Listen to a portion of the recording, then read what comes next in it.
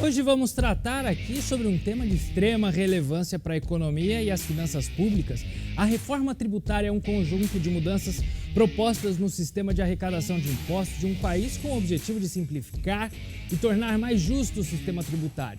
Essas mudanças podem envolver a revisão das alíquotas, a eliminação de impostos considerados excessivos, a criação de novos impostos ou a simplificação do procedimento de pagamento e recolhimento. A reforma tributária pode ter impactos significativos na economia, nos negócios e, evidentemente, no bolso do cidadão.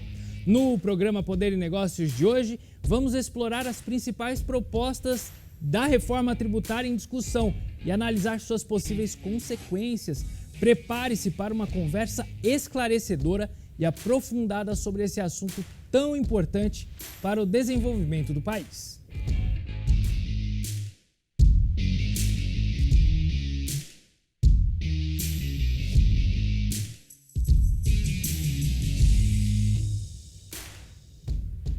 Você das regiões de Campinas e Ribeirão Preto, seja bem-vindo ao Poder e Negócios de hoje. Vou conversar com o meu querido amigo jurista, Dr. Kiyoshi Arada, que é autor de dezenas, mais de 30 obras jurídicas e um profundo conhecedor da Constituição e presidente do IBDAFT, o Instituto Brasileiro de Estudos de Direito Administrativo, Financeiro e Tributário. Dr. Kiyoshi, é um prazer recebê-lo aqui no Poder e Negócios. Prazer é meu, Tiago. Doutor Kiyoshi, essa reforma tributária em que pé que anda atualiza tudo pra gente? Olha, é uma loucura. Acabei de comentar artigo por artigo, e cada artigo que eu comento, eu me convenço da quase impossibilidade de sua execução sem gastar muita tinta, sem perder muito tempo. Tamanho o absurdo do sadismo burocrático com que foram redigidas as 491 normas constitucionais que vai acrescer ao que já existe. Então nós vamos ficar com o sistema tributário mais complexo do mundo. E, ironicamente, nasceu sob a bandeira de simplificação do sistema tributário. Imagine então se não fosse para simplificar. Entendeu? É 1000 vezes mais complexo do que o sistema atualmente vigente. É que, para se fazer uma proposta de reforma tributária, é preciso conhecer, em primeiro lugar, a realidade brasileira. Em segundo lugar, precisa conhecer o sistema tributário em vigor, para manter as suas virtudes e retirar os defeitos. Nada disso foi feito. Eles trouxeram diretamente da Europa o IVA, sem a necessária adaptação à peculiaridade da Federação Brasileira, que é ímpar no mundo. O IVA na Europa funciona bem. Funciona porque lá são todos países pequenos, em extensão territorial, contra a dimensão continental do Brasil, que situa-se no 5º país maior em termos de extensão territorial. É o 5º do mundo. Sim. E na Europa tudo pequenininho e, por si só, acaba com o desnível regional. Todo mundo é nivelado pela média. Num país grande como o Brasil, vai existir uma realidade representada pelo Norte, Nordeste, Centro-Sul e outra realidade completamente diferente representada pelos estados do Sul e Sudeste. Entendeu?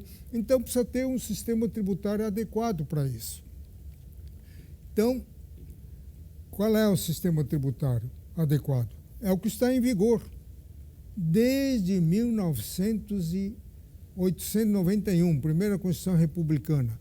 Fez-se a discriminação constitucional de impostos, o que cabe à União, o que cabe ao Estado, o que cabe ao município, de forma a manter a autonomia e a independência das entidades regionais e locais, juntamente com a União.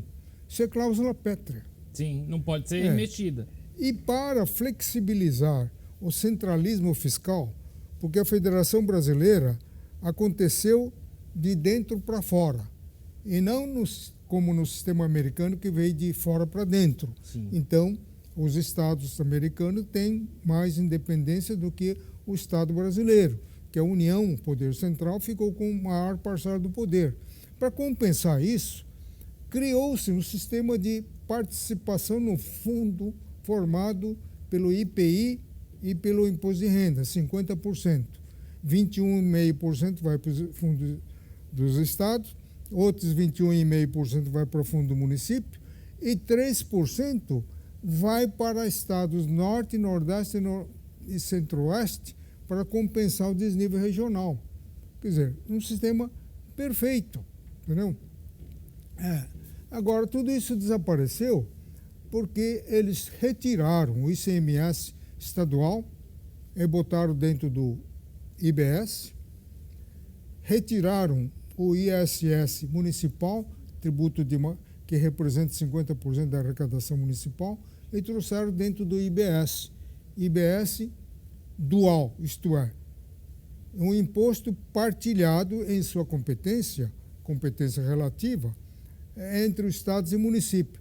Eu digo relativa porque os estados e municípios só ficaram com competência para fixar suas alíquotas.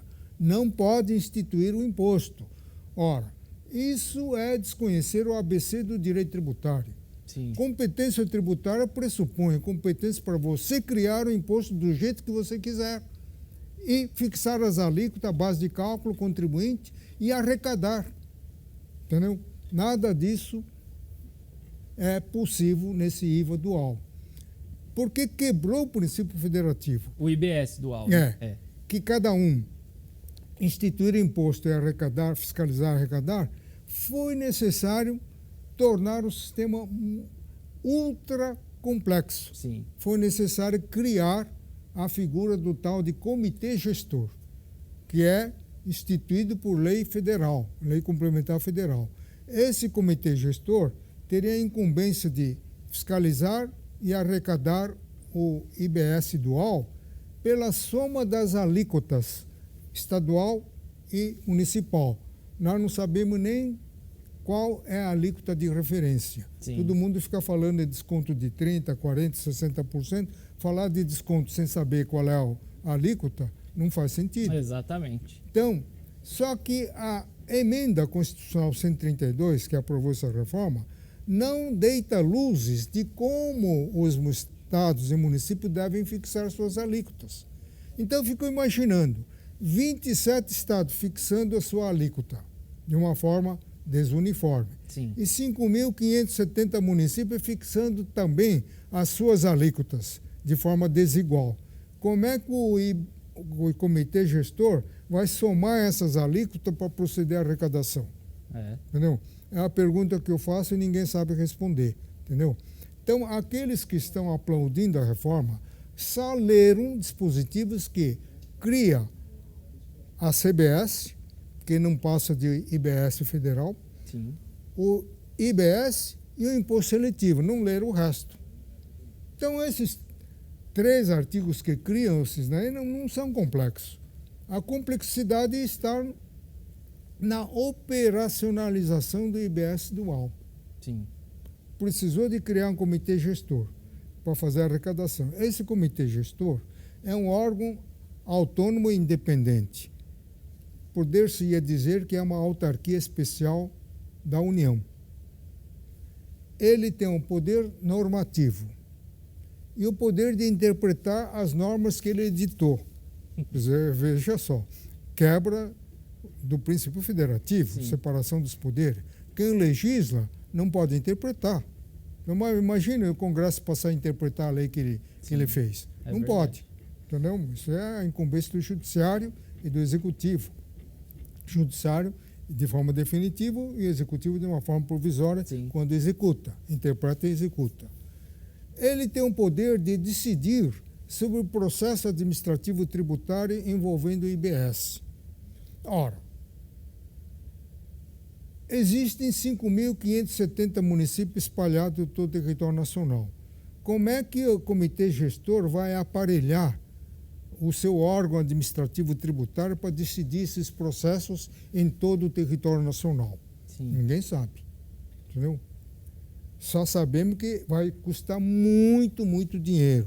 Para você ter uma ideia, toda a arrecadação de 2006 do IBS vai metade para instalar esse comitê gestor, outra metade para fundo de compensação do ICMS em razão das diferimentos e incentivos fiscais. Sim.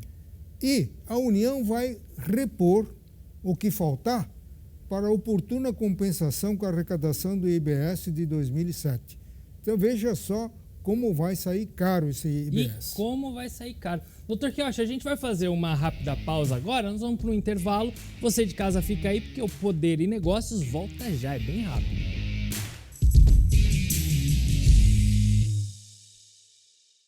De volta com Poder e Negócios. Doutor Quiocha, é importante a gente situar as pessoas porque o senhor é alguém que entende de fato sobre lei. São 57 anos na profissão. E fora isso, são 43 obras. 43 obras, olha, como essa, por exemplo, que já está na 3ª edição do ISS, que é o Imposto sobre Serviços. Saiu agora em março. É a atualização do... Doutor Quiocha, eu poderia dizer que o senhor sabe da Constituição de cabeça, não é? O ISS foi incorporado pelo IBS Dual, só que vai extinguir apenas em 2033. Por isso que eu resolvi atualizar. Bom, quem lê esse livro, ele vai entender essa... É linguagem simples. O Supremo Tribunal Federal acordou muito tarde. Descobriu que a classe jurídica usa de juridiquês, que ninguém entende. Então, ele está empenhado em simplificar a linguagem. Eu, desde a primeira obra, usei linguagem direta, para não dizer linguagem vulgar, o mais simples possível, evitando aquelas linguagens sofisticadas que muitos utilizam no pressuposto de que falar difícil revela erudição. Sim. Não é assim, entendeu? É para ninguém entender mesmo, né? Então, qualquer livro meu que o leitor leia, ele não pode dizer que leu e não entendeu. Sim. Isso é impossível. E geralmente são estudantes e profissionais da área, não? Que buscam. Sim. Agora, também é importante a gente destacar, porque o senhor fundou o IBDAFT, que é o Instituto Brasileiro de Estudos de Direito Administrativo, Financeiro e Tributário. Bom, são muitos juristas, muitos especialistas no assunto, discutindo temas que mexem com a sociedade e a gente nem imagina, não? Por que eu fundei esse instituto?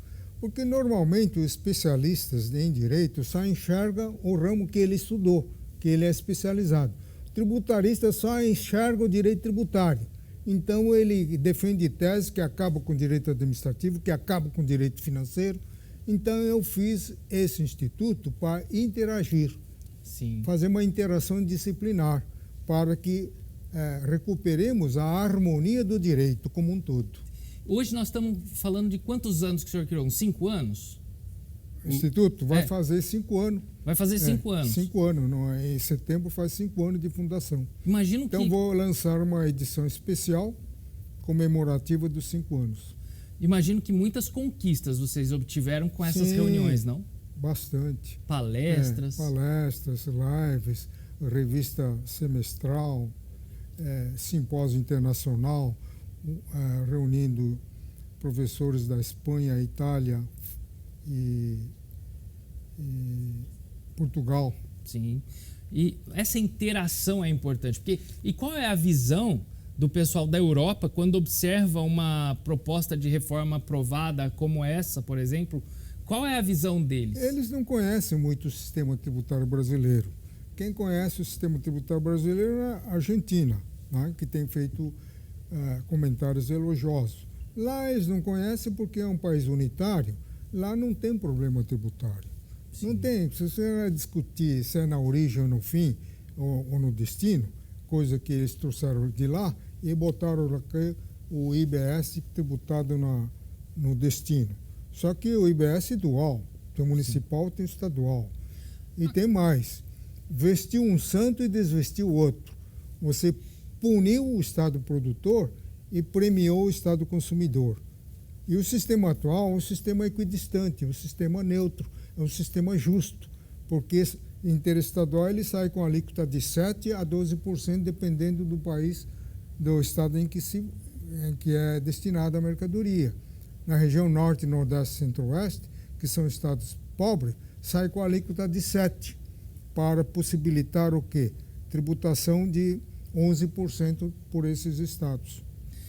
Bom, e também tem a questão dessa reforma que se tira aquela questão da repartição dos impostos, né? Que já não é mais horizontal, é vertical. Praticamente, quer dizer, ficou como se fosse inteiro, se traduzindo o sistema tributário para o sistema constitucional, ficaria com uma feição de um país unitário, país europeu, onde o presidente da República, ou o rei, ou o imperador, manda em tudo. No tempo do Império, você sabe que nós tínhamos um único artigo voltado para a tributação. Dizia lá, a carta outorgada em 1824, compete privativamente à Câmara decretar impostos, mais nada. E não era necessário fazer mais nada, porque o imperador é que fazia tudo, ele arrecadava e distribuía para as províncias. Sim. Agora, aqui não. Nós temos uma federação ímpar no mundo. Nenhum lugar do mundo existe município com uma entidade autônoma parificada, quer dizer, igualada, horizontalizada, junto com o Estado e União. Sim. Nos outros países, o município é uma circunscrição administrativa da província. Sim. Não tem uma entidade autônoma, entendeu? Eles desconheceram isso, entendeu? Mas não é só, é muito prolixo. Só para você encontrar a alíquota de referência do IBS, existem 33 normas. Você vai lendo, cada uma dessas 33 normas faz remissão a outras 33. Você começa a soltar fumaça pelos ouvidos. E sabe com a ajuda de quem que você vai encontrar essa alíquota de referência? Lendo 33 normas, Tribunal de Contas da União. Então, o Comitê Gestor e as entidades políticas mandam os dados para a União, para o Tribunal de Contas da União, calcular a alíquota. Porque é tão complexo que ninguém consegue, só um tribunal que consegue calcular. Meu Deus. Né? E fizeram outra besteira, cashback. Cashback, quer dizer, devolução do imposto que você pagou. Sim. Isso no sistema atual, tudo bem, porque o ICMS, você acaba suportando o encargo financeiro do ICMS que vem embutido no preço. Só que eles esqueceram que o IBS dual é tributado por fora. Sim. Então, o valor do IBS não está dentro do preço. Doutor Kiyoshi, e assim, agora falando mais popularmente ainda, o que essa reforma tributária impacta no bolso do cidadão, daquela pessoa que está ali, trabalhador, que paga o imposto? O que impacta na vida dela? Eu tenho a impressão que impacta em dois sentidos. Primeiro sentido, é o aumento da carga burocrática. Você vai ter que lidar com uma parafernália de artigos, incisos, parágrafos, alíneas. Sim. Segundo aspecto, impacta economicamente. Nós vamos ter, seguramente, o imposto de consumo mais caro do planeta. Porque esse IBS é a fusão do IPI, ICMS, ISS e do PIS, COFINS. São 5 tributos fundidos que formaram o tal de IBS. E impacta mais ainda o setor de serviço. Por quê? Esse imposto é não cumulativo. Você vai deduzindo tudo aquilo que pagou na etapa anterior. Sim. Você vai deduzindo os insumos. Sim. Mas o que acontece no setor de serviço? Não tem insumo. É prestação de serviço. Esse escritório de contabilidade, advocacia, você vai deduzir o quê? Custo do papel de impressão, a tinta de impressão, mais nada. A mão de obra, que é a principal despesa, não pode. Só pode os insumos. E de tanto gente brigar, eles deram um desconto de 30% em cima da alíquota básica, que nós não sabemos até hoje quanto que é, entendeu? Contra 60% de desconto da agricultura. Tinha que ser o contrário. A agricultura tem um monte de insumo que não acaba mais.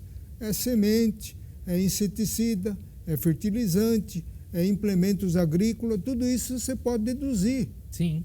Agora, então o impacto para o setor de serviço, no mínimo 130%. Nossa. Agora, para profissionais liberais, advogados, engenheiros, economistas, médicos, dentistas, que pagam por alíquota fixa, entendeu? Em vez de pagar 5% do faturamento, você Vai paga pagar mais. X por número de sócios que trabalham na sociedade.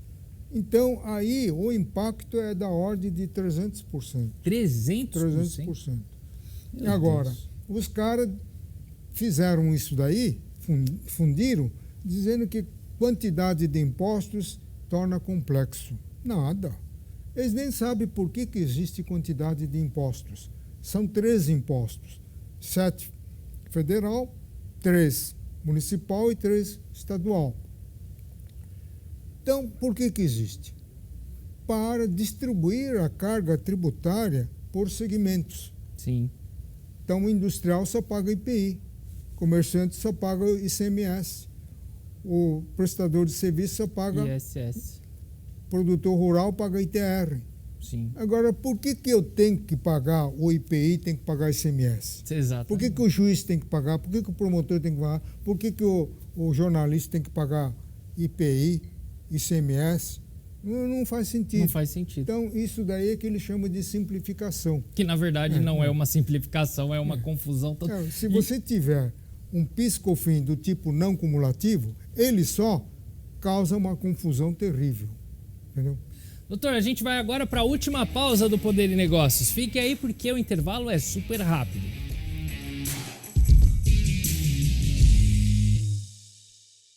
De volta com o Poder e Negócios, último bloco. Então, para a gente não perder tempo, doutor Quioch, eu quero só uma consideração final a respeito da reforma tributária.